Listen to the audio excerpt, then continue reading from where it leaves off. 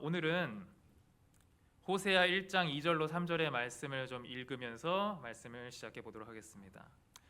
여호와께서 처음 호세아에게 말씀하실 때 여호와께서 호세아에게 이르시되 너는 가서 음란한 여자를 맞이하여 음란한 자식들을 낳으라.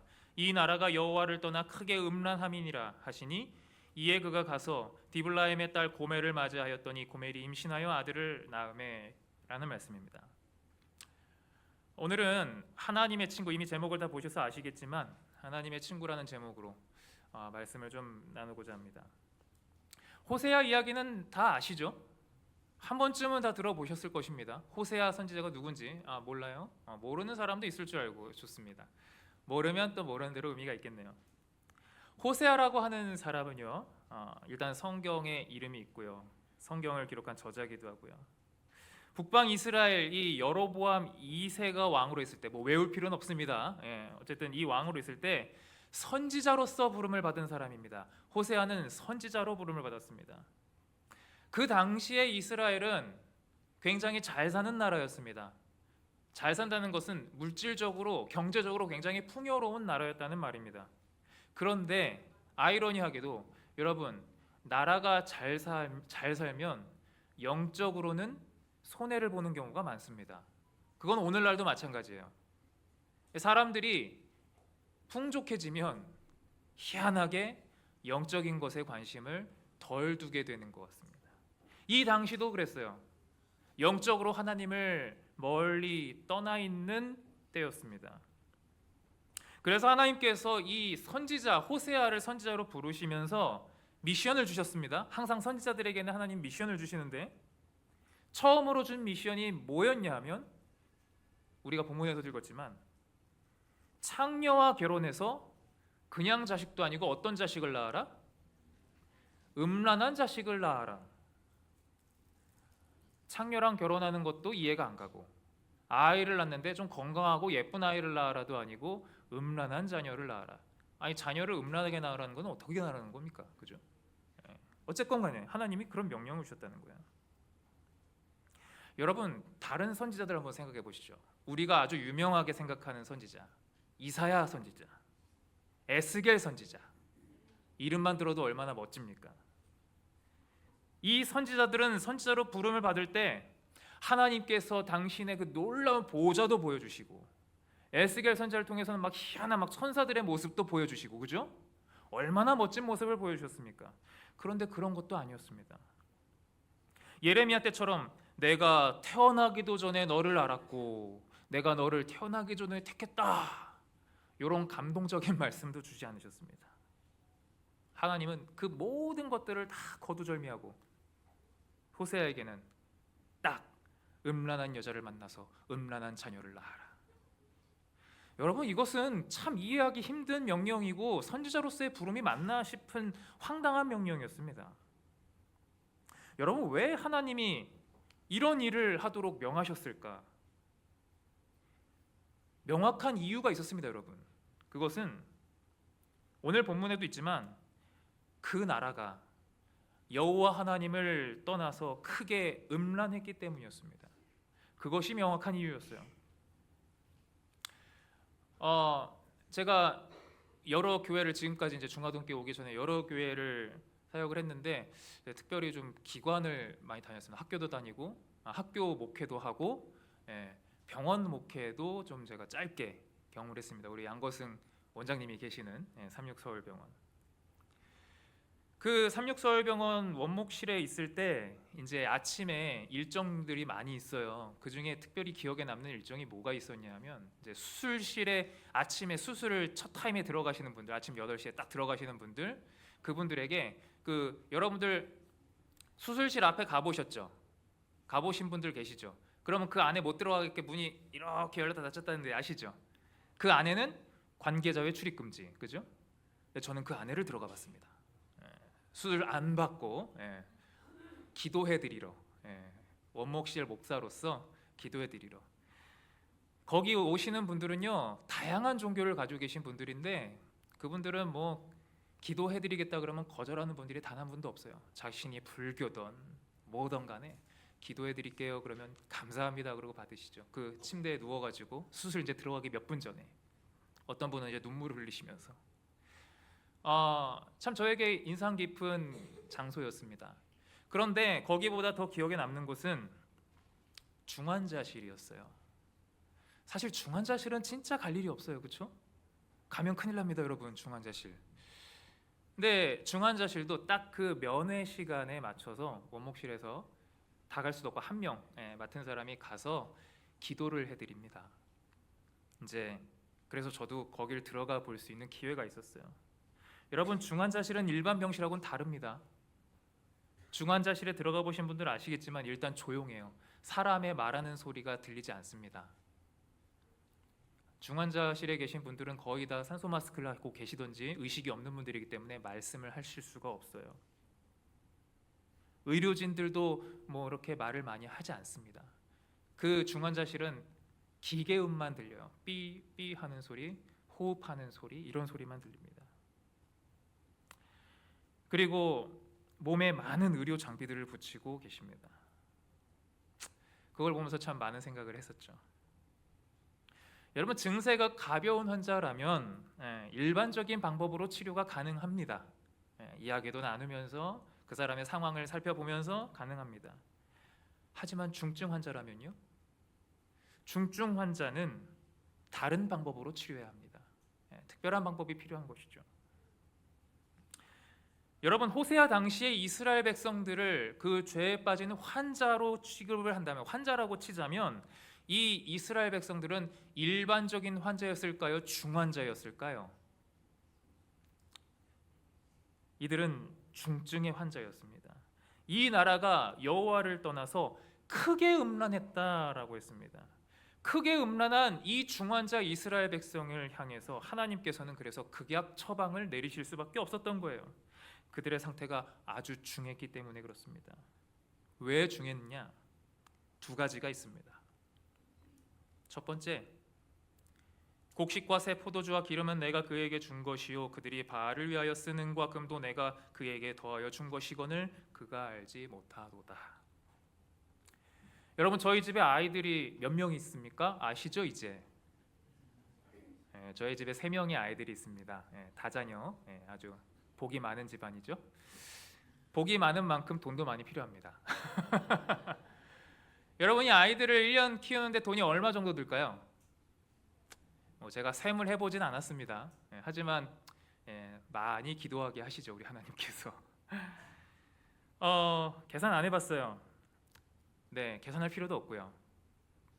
그런데 여러분, 만약에 이 아이들을 저희가 키우는데 이 아이들이 자신들에게 이 들어가는 이 재정적인 거라든지 이런 것들을 전혀 모른다면, 우리가 먹고 우리가 학원 다니고 우리가 뭐 하는 것들이 다 누가 이렇게 줘가지고 하는 건 줄 안다면, 부모님이 뭐 해서 이런 건 전혀 생각 안 한다면 부모 입장에서는 기분이 어떨까요? 저희 아이들이 그렇다는 얘기는 아닙니다. 만약에 엄마 아빠 그거 다 어디서 준 거지 뭐, 엄마 아빠가 고생한 거 아니잖아 막 이러면서, 그렇다면 기분이 어떨까요?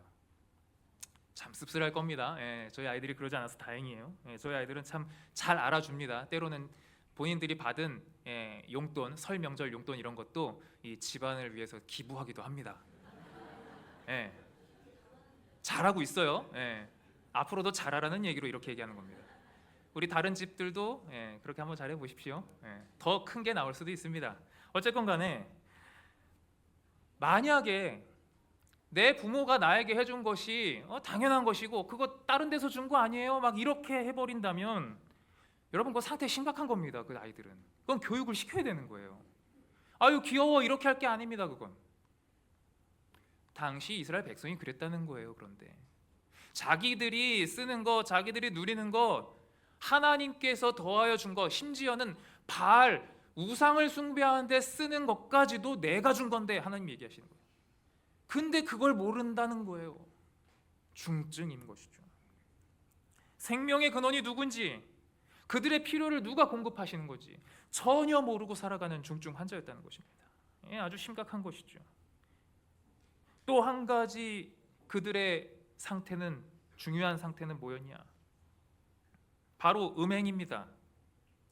그들의 어머니는 음행하였고 그들을 임신했던 자는 부끄러운 일을 행하였나니 이는 그가 이르기를 나는 나를 사랑하는 자들을 따르리니 그들이 내 떡과 내 물과 내 양털과 내 삶과 내 기름과 내 술들을 내게 준다 하였습니다. 말이 어렵지만 이게 무슨 얘기냐? 자기 자신을 사랑해주는 사람은 누군지도 모르고 애정의 대상을 엉뚱한 데 두고 있었다는 얘기예요. 제가 누구를 사랑해야 할지 모르고 내 아내가 아닌 다른 사람을 사랑한다면 어떻겠습니까? 우리가 응당히 사랑해야 될 가족, 대상을 사랑하지 않고 엉뚱한 사람에게 마음을 두고 살아가고 있다면 어떻겠습니까? 그런데 당시 이스라엘 백성들이 그런 중병에 걸려 있었다는 얘기입니다. 누구를 사랑하고 살아야 하는 것인지 전혀 그들은 몰랐죠. 여러분, 이 두 가지 중병에 걸린 이스라엘 백성, 그래서 하나님께서 호세아에게 말씀을 주신 것입니다. 여러분, 호세아에게 주신 하나님의 말씀을 이해하기 위해서는요, 사실 두 가지 기초 지식이 필요합니다. 첫 번째는, 우리가 이해해야 될 기초 지식 첫 번째는요, 하나님과 사람의 관계에 대해서 설명하는 다양한 이 관계들을 이해할 필요가 있습니다. 성경은 우리와 하나님의 관계를 아주 다양하게 표현합니다. 여러분들이 아시는 우리와 하나님의 관계, 어떤 관계가 있습니까?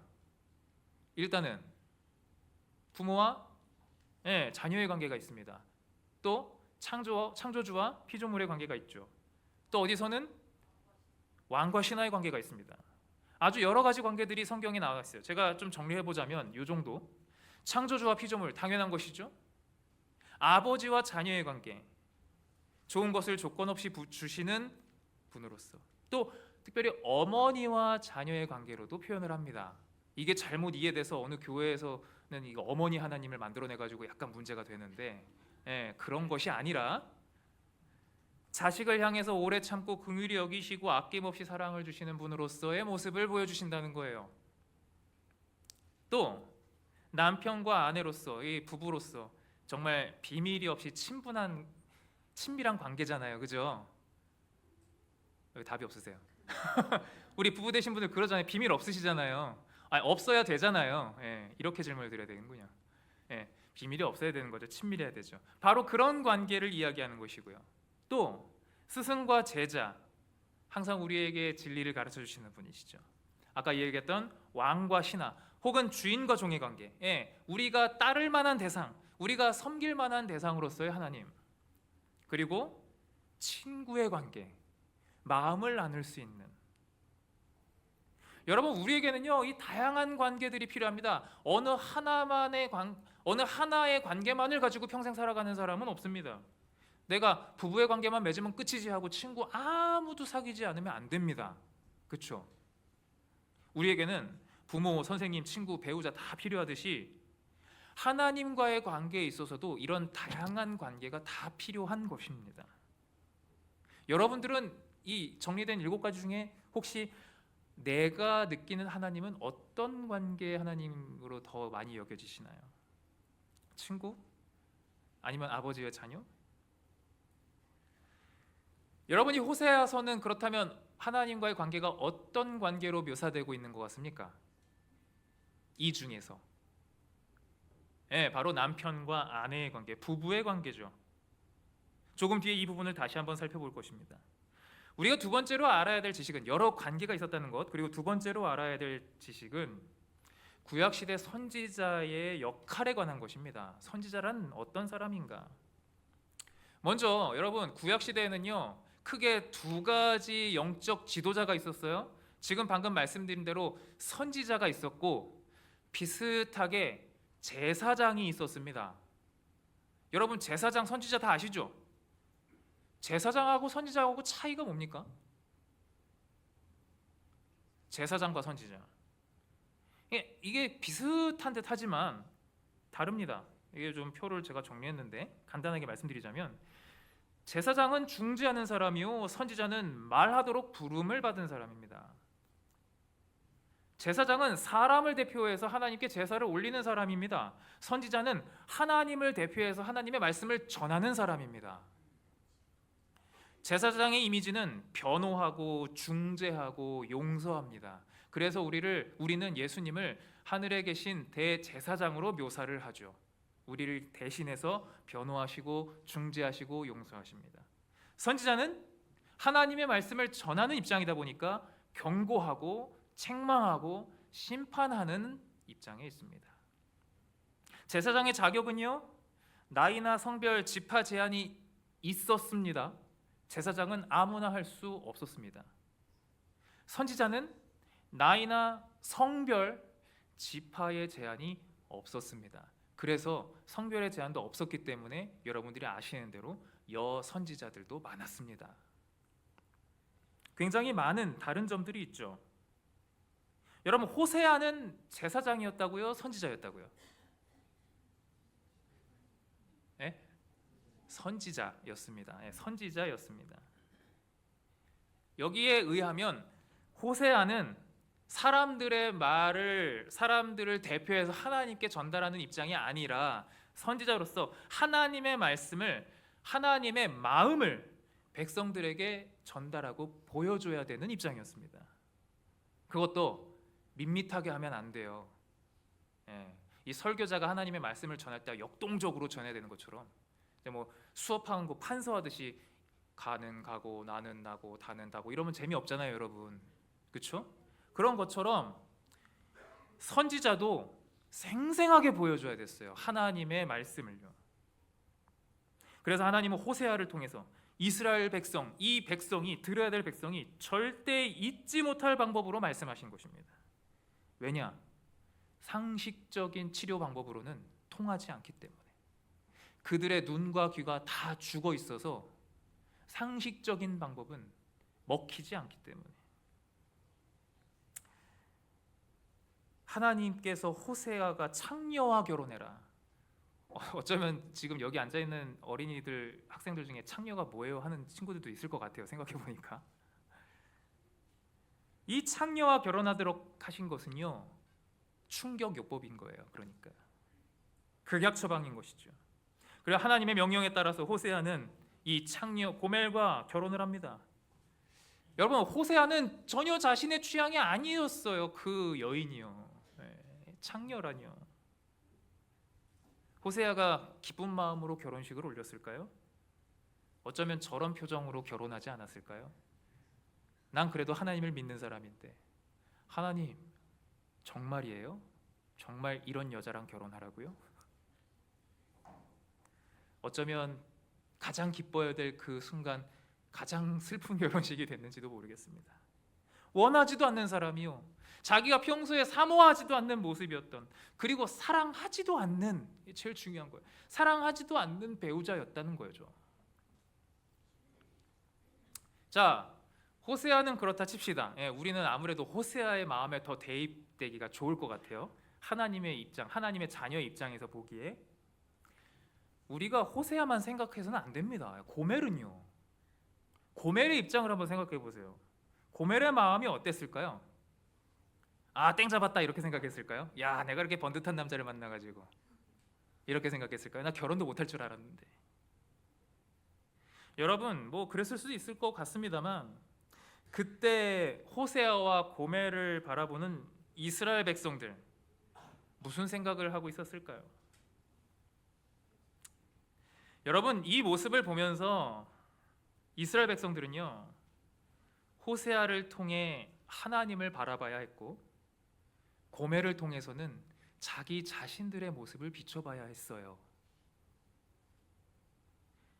여러분, 고멜이 뭐 땡 잡았을 수 있습니다. 아까 말씀드렸듯이 호세아처럼 번듯하고 멋진 남자를 잡았으니까요. 어쩌면 이 여인도 처음에는 기뻤을지 모릅니다. 자신의 이 남편이 되었다는 사실이요. 그런데 그 기쁨이 금방 잊혀져 버린 것입니다. 창녀의 습관을 버리지 못하고 금방 또 다른 남자를 만나기 위해서 집을 나가버리는 거예요. 그런데 집 나간 그 사랑하지도 않는 여자를, 이 고멜을 호세아는 끝까지 사랑해야 했어요. 왜요? 하나님이 그렇게 하라고 하셨으니까. 여러분, 이 마음을 여러분들 이해하시겠습니까? 이거 어떻게 해야 됩니까? 끝까지 사랑해야 했던 그 호세아의 마음. 제가 예전에 대학이었던가요? 대학원 다니면서 수업 중에 어떤 이 영화를 하나 추천을 받아서 본 적이 있었는데, 혹시 보신 분 계신지 모르겠어요. 꽤 오래된 영화인데요. Away from Her이라는 영화가 있었습니다. 예.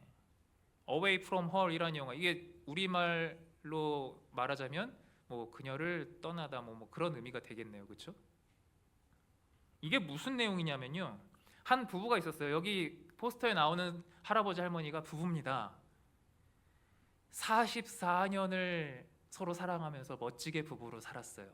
예. 그러면 이제 아름답게 마무리가 돼야 될 텐데, 그만 44년 만에 그 아내가 알츠하이머,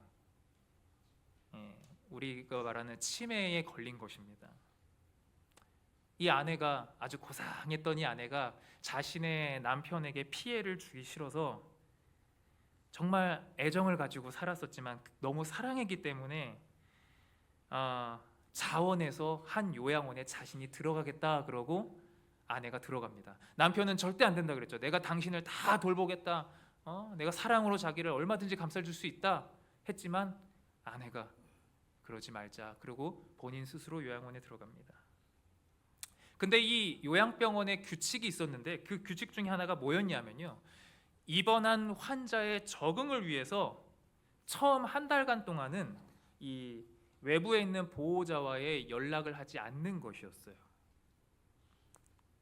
이 남편이 너무 아내가 보고 싶었거든요. 알콩달콩 살고 있었기 때문에. 근데 한 달을 참으라니.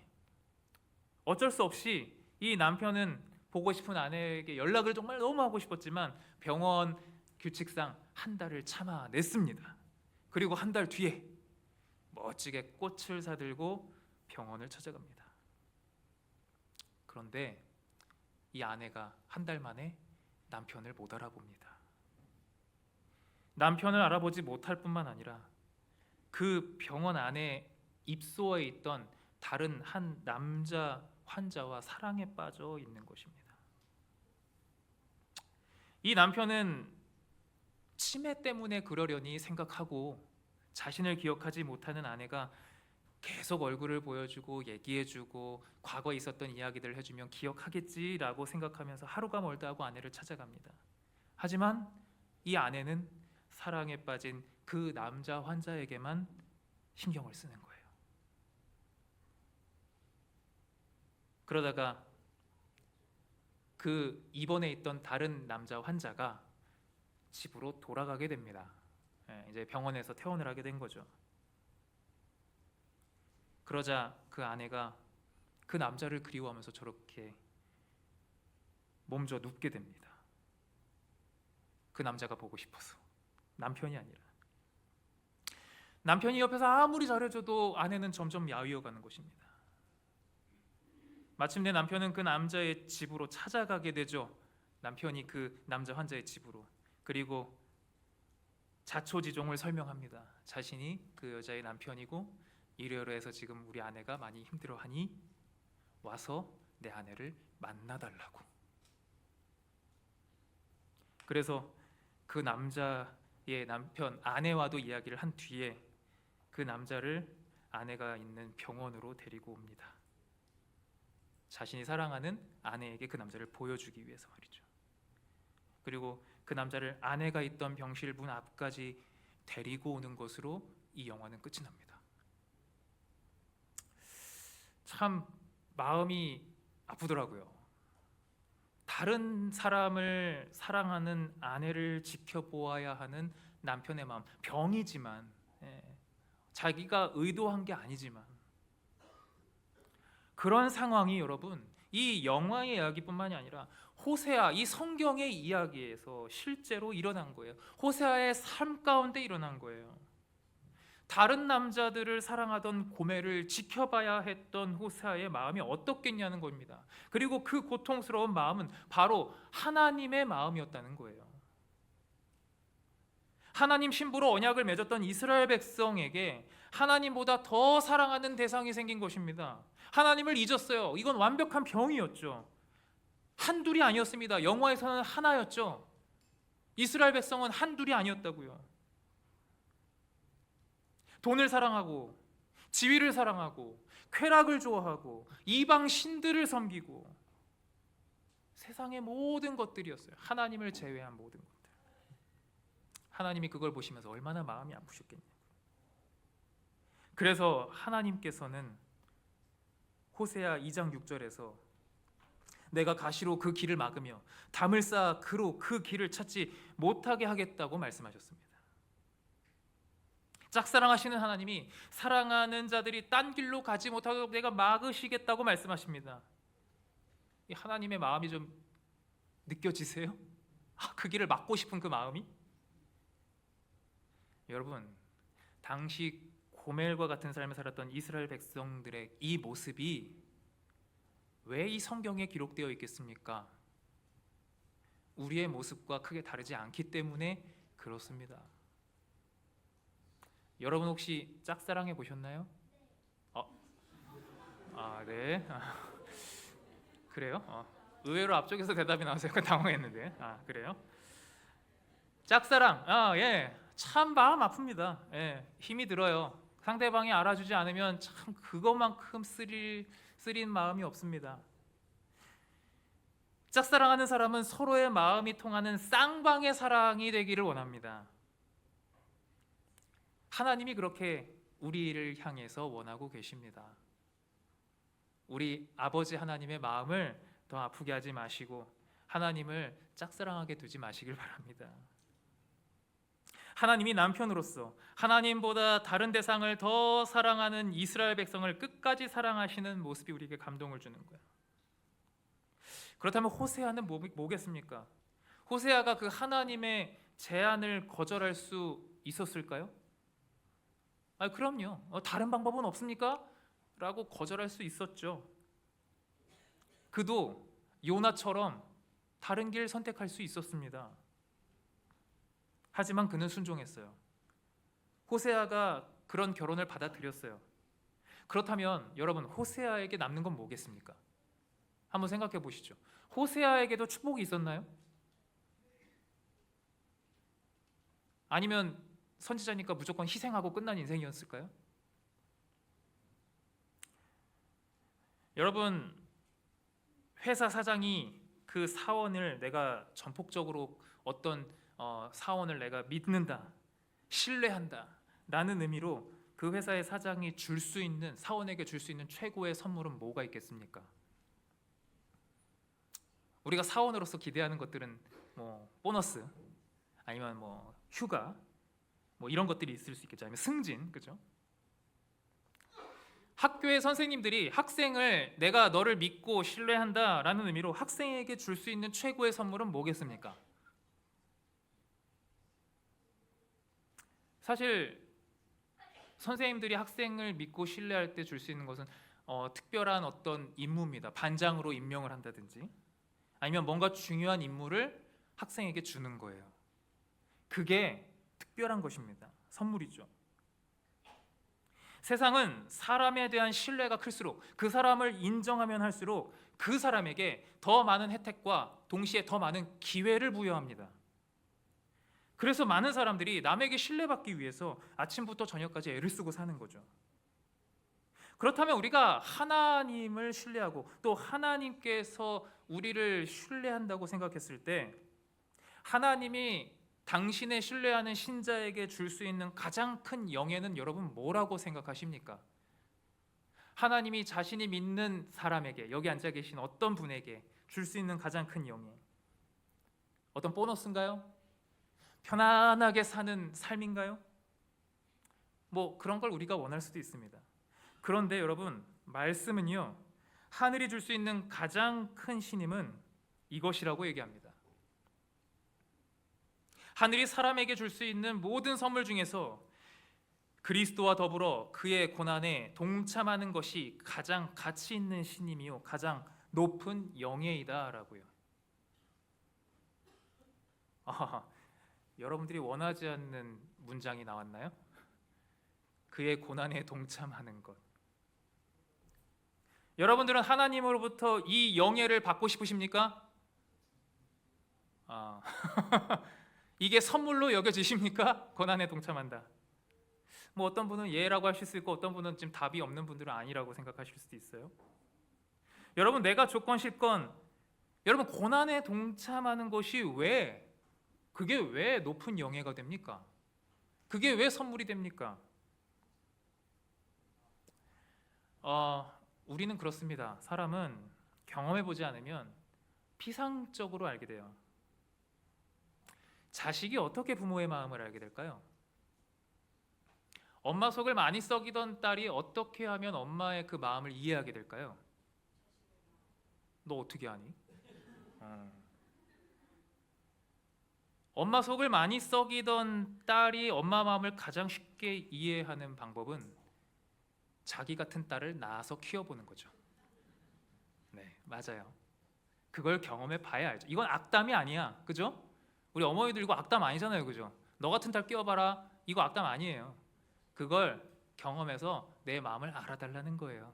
제가 부모가 돼 보니까 알겠더라고요. 전엔 악담인 줄 알았는데 그게 악담이 아니더라고요.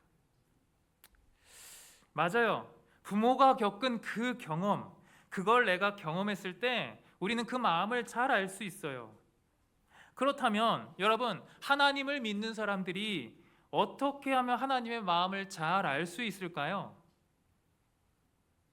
아이나 지금 학생들처럼 청년들은 시간이 지나서 결혼을 하고 아이를 낳으면 부모가 됩니다. 그렇게 해서 알 수 있어요. 그런 방법이 있습니다. 하지만 우리는 하나님이 될 수 없습니다. 그렇게 해서는 알 수가 없어요. 그죠? 하나님이 돼봐야 하나님의 마음을 알 수가 없단 말이에요. 그렇다면 우리가 알 수 있는 방법, 하나님이 겪으신 것을 내가 경험하게 될 때, 그때 하나님의 마음을 알게 되는 것입니다. 여러분, 야고보서 2장 23절에 보시면요, 아주 중요한 문장이 있습니다. 아브라함이 하나님을 믿음이 이것을 의로 여겼다는 말씀이 이루어졌고 그는 하나님의 벗이라 칭함을 받았다. 여러분, 아브라함이 뭐라고 칭함을 받았다고요? 하나님의 벗. 하나님의 벗을 좀 더 쉬운 말로 하면 하나님의 친구. 야, 하나님하고 아브라함이 서로 친구 먹었어요? 어떻게 이게 가능했죠? 하나님이 야, 너 나랑 친구하자 이렇게 해서 친구가 됐어요? 여러분들은 보통 어떤 사람하고 친구가 되나요? 어떤 사람하고 친구하고 싶습니까?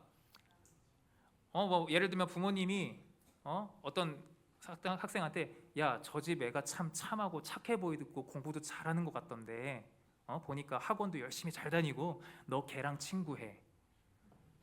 근데 나는 농구하는 거 좋아하고 나는 게임하는 거 좋아해. 그럼 그 학원 열심히 다니는 친구랑 친구하고 싶어요? 안 하고 싶어요? 맞아요. 친구는 억지로 되지 않아요.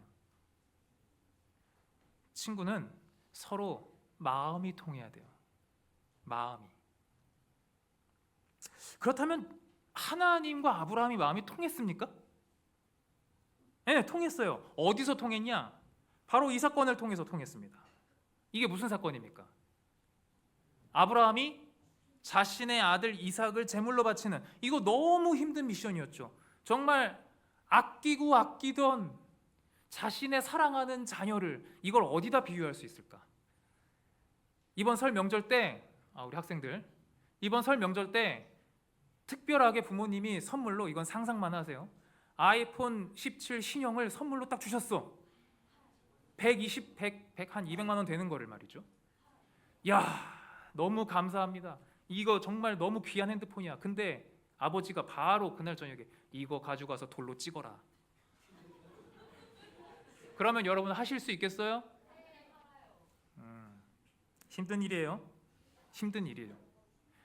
핸드폰과 비교할 수 없는 내 사랑하는 독자, 내 사랑하는 아들, 내 눈에 넣어도 아프지 않을 그 아들을 여러분 핸드폰을 돌로 찍는 거랑은 비교가 되지 않아요. 칼로 그 아이를 찔러야 됐어요. 피를 봐야 된단 말이에요. 차라리 보이지 않는 곳에서 그냥 죽게 놔두면 그것도 마음이 아픈데 내 손으로 칼로 찔러서 주게 되는 그걸 여러분 할 수 있겠어요? 상상만 해도 마음이 아프잖아요.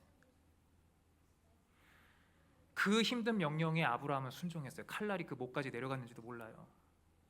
그렇게 순종을 했습니다. 그러면서 이 아브라함은 하나님의 마음을 이해할 수 있었어요. 자신이 하나님이 준비한 숫 양을 바치면서 그 하나님께서 어떤 십자가의 고통을 겪으셨는지, 돌아가신 아들 하나님뿐만 아니라 그렇게 내주신 아버지 하나님이 어떤 고통을 겪으셨는지를 그때 아브라함은 알았던 거예요. 그때 하나님께서 아브라함에게 이렇게 말씀하신 것입니다. 아브라함아, 이제 우리 친구하자. 상황은 다릅니다. 하지만 호세아도 하나님을 경험한 것입니다. 아브라함이 아들을 죽음에 내주는 그 아버지로서의 하나님을 느꼈다면, 호세아는 끊임없이 배신하고 끊임없이 떠나는 아내를 끝까지 사랑해야 하는 남편으로서의 하나님을 느낀 것입니다. 성경에 기록되어 있진 않지만 하나님이 분명히 호세아에게 이렇게 말씀하셨을 거예요. 호세아야, 우리 이제 친구하자. 호세아도 하나님의 친구가 되었습니다. 왜입니까? 호세아도 하나님의 마음을 알았기 때문이죠. 여러분, 우리도 하나님의 친구가 될 수 있을까요? 예, 가능합니다. 하나님의 마음을 안다면 가능한 거예요. 여러분, 그것이 어떻게 가능하다고요? 하나님이 그 일을 하고 계십니다. 우리가 그 마음을 알 수 있도록. 예레미야 24장 7절의 말씀이에요. 내가 여호와인 줄 아는 마음을 그들에게 주어서 그들이 전심으로 내게 돌아오게 하리니 그들이 내 백성이 되겠고 나는 그들의 하나님이 되리라 말씀하십니다. 너희들을 구원한 자가 나라는 것을 아는 마음을 준다는 거예요. 하나님께서요. 우리 삶의 고난을 통해서 하나님의 그 마음을 이해할 수 있게 하신다고요. 우리를 향한 그분의 애타는 구원하고자 하는 그 마음, 그분만이 구원자라는 사실을 알게 하셔서 우리를 돌아오게 하신다고요. 그분이 하나님이시라고요.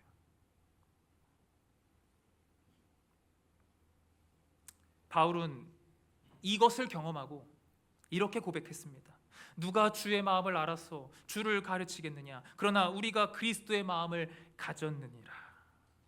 여러분, 하나님을 아는 마음, 그분을 내가 아노라고 고백하는 마음을 우리가 함께 갖게 되기를 바랍니다. 그 마음을 주시는 하나님께 순종하시길 바랍니다. 여러분, 예수님의 마음, 그리스도의 마음이 뭐겠어요? 사람을 살리고 싶은 마음 아닙니까? 사람을 용서하는 마음 아닙니까? 오늘 우리 찬양대가 찬양으로 나눈 바로 그런 거 아니겠습니까? 용서받기보다 먼저 용서하는 마음이고요, 이해를 받고 싶은 마음보다는 그 사람을 이해해 주는 마음 아니겠습니까? 사람들에게 좋은 것을 주고 싶어하는 마음. 우리 사랑하는 중화동교회 성도 여러분, 우리 예수님 안에서 우리의 믿음이 더 잘 자라나서 아브라함처럼, 그리고 오늘 보았던 이 호세아처럼 예수 그리스도의 그 고난에 동참하게 되시길 간절히 바랍니다. 그 모든 내 자존심을 상하게 하는 일들과 내 마음에 시험을 주는 그 모든 일들 속에서 예수님을 찾음으로, 예수님의 마음을 가짐으로 구원을 경험하게 되시길 바랍니다. 그럴 때 우리는 최고의 선물, 그분의 고난에 동참하게 되는 것이고 그분의 친구가 될 수 있는 것입니다.